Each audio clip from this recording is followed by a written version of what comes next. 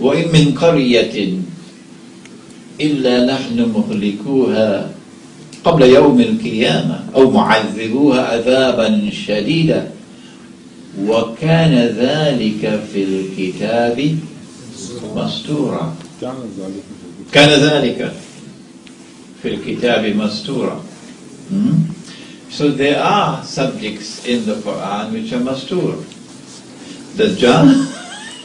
Dajjal is most certainly mastur in the Quran, but it is there. And so the answer is given in Surah Al-Kahf, and it is given in a way to warn us. Warn us. Surah Al-Kahf is warning us.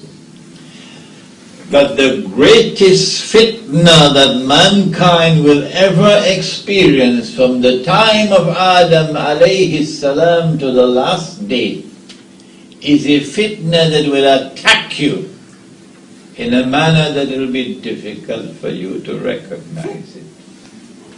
You will not be able to recognize it using the left eye alone. You also need the right eye. Excuse me, sir, you say that you are the Messiah. I suspect that you are the false Messiah. But how come you have two eyes? You see the problem? Because the Prophet said you have only one eye, but you have two. The subject has to be addressed in a different way. You need a different epistemology. And Surah Al-Kahf comes to deliver that epistemology in the story of Musa alayhi salam and Khidr alayhi salam. That Musa alayhi salam, using the conventional methodology of knowledge externally acquired and formulating judgment on external observation, comes to the conclusion on all three occasions, and on all three occasions his conclusion and his judgment is wrong. But another man comes along and he gives the right answer. And Allah says to Musa alayhi salam, there is a servant of mine more learned than you are. He says, I want to meet him. And the answer comes that you will meet him at Majma' al-Bahrain, the place where the two oceans meet.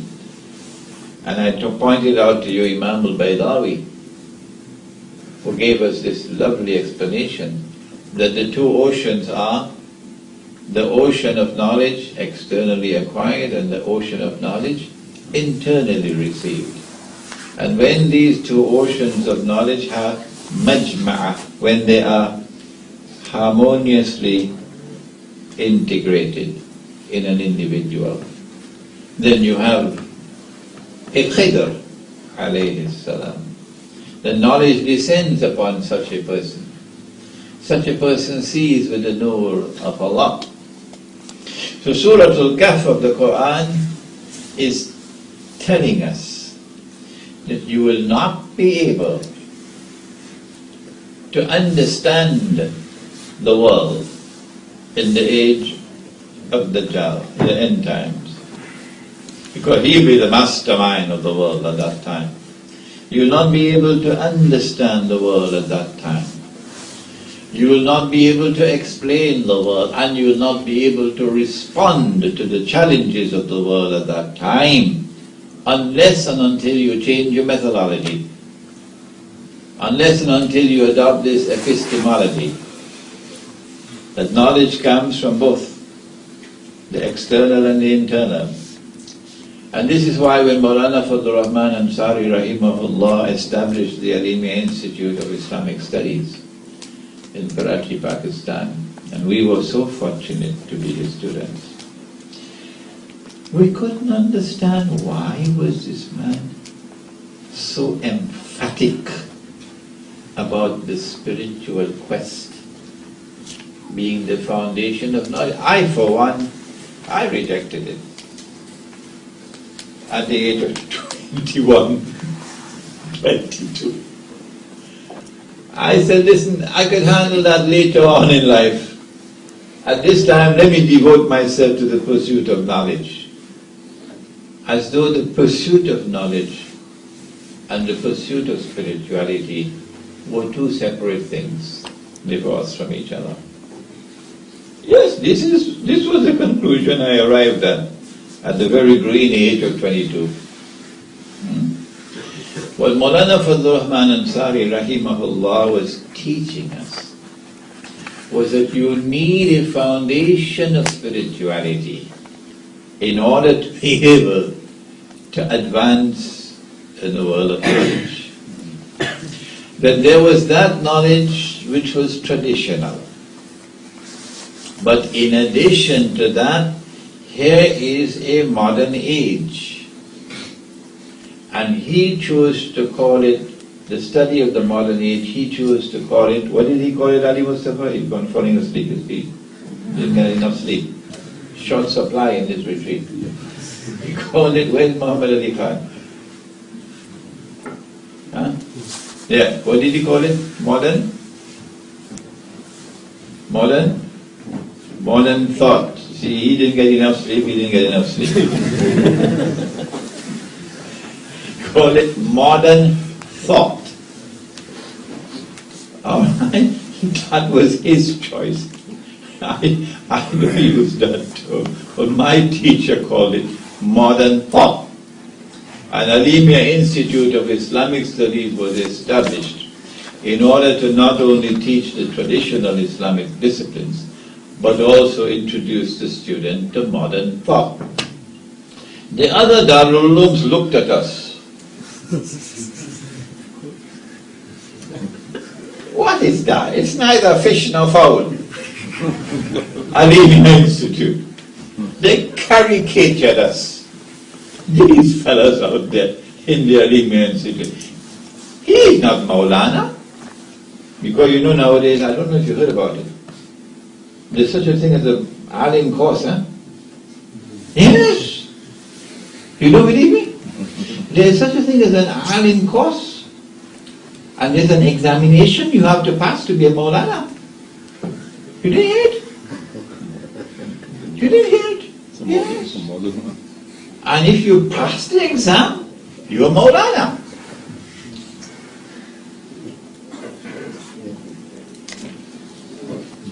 Sometimes I can't help myself and I have to use language that I afterwards regret. This is stupidness. This is stupidity.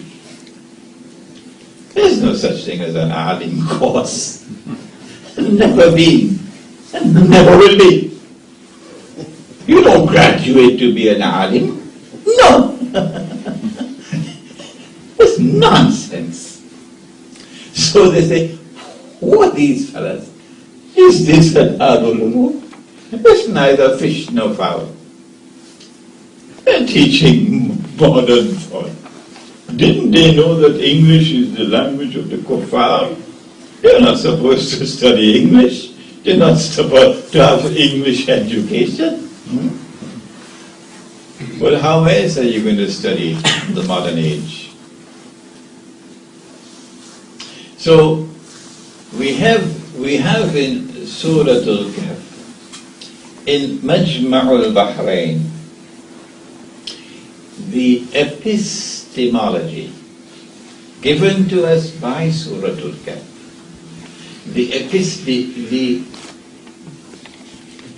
not inescapable, the indispensable, you can't do without it, the indispensable methodology for the study of the modern age. Is this the age of Dajjal? All that you need to do is to ask him, Maulana, did he not say, sallallahu ta'ala alayhi wa sallam, that the last people, remember the last people, not the first, the last to come out of Dajjal will be women? And that a man will have to return to his home and tie down, meaning coercively restrain his wife and sister and daughter to protect them from the fitna of Dajjal, from being deceived by Dajjal. Maulana, Did he not also say about the world of women at that time that women will be dressed and yet naked? Is this not here now? Can you not see the evidence that this is linked to Dajjal? If we are living in the age of Dajjal, then you better watch that money that you're using in your pocket, in your wallet. If we are living in the age of Dajjal, then you better watch the electoral process, voting in elections. If we are living in the age of Dajjal, then you need this epistemology delivered by Surah Al-Kahf in order to be able to be equipped to study the world today. Knowledge externally acquired, knowledge internally received, and the two being harmoniously integrated with each other. Surah Al-Kahf of the Quran thus answered the questions of the rabbis, the Jews, but put a question mark behind the young men in the cave. So up to now they're guessing, they don't know how much we know. But in the process of answering the questions, the surah also gave to us very important information. For example, that in the end times, in the tumultuous end times, when there will be such great challenges and such grave danger, who are those who are most likely to respond to the call? The young men, not the older ones, the young men. Innahum, as Hasbullah so beautifully expressed last night, Innahum fityatun amanu bi rabbihim wazidnahum huda. These were the ones who gave up their jobs. These are the ones who gave up their homes with refrigerators and televisions and microwave and dishwasher. Dishwasher.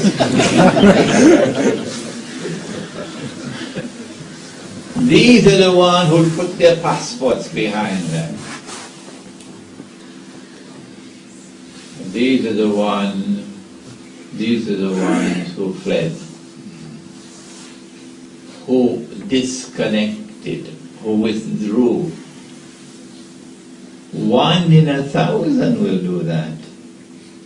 And the 1 in 1,000 who will do that will be more likely than not a young person.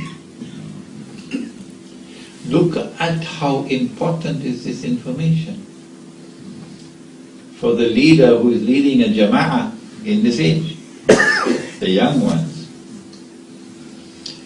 But then Surah Al-Kahf also told us something else about the young ones. What was it? I've been talking for too long. Let me hear you. Here was the young ones who were the ones who would show the courage, the backbone to stand up and proclaim the truth in the face of the oppressor, in the face of those who are worshipping other than Allah, and to disconnect from that godless world. But there are other young ones in the Quran, in Surah Al-Kahf. Where is Masabo? Where is Masabo? Where is Masabo? Oh, he has his head bent down. Come on, Masabo, let's have you. Young one, a young one, a young one. Surah Al-Kahf. You had breakfast this morning.